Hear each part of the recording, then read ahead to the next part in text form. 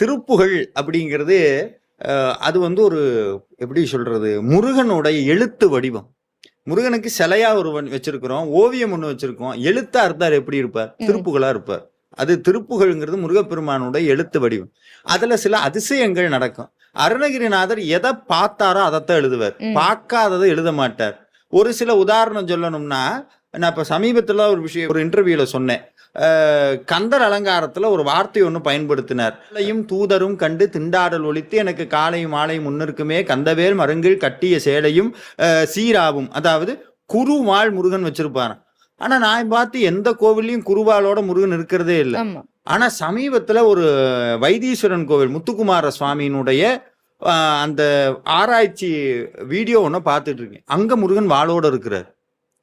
வைத்தீஸ்வரன் கோயில்ல அந்த வாள் யார் கொடுத்தோம்னா அம்பாள் கொடுத்தது. இந்த விஷயத்தை பார்த்தோன்னா ஆகா இது எங்கேயோ நம்ம இருக்குன்னு பார்த்தா இங்க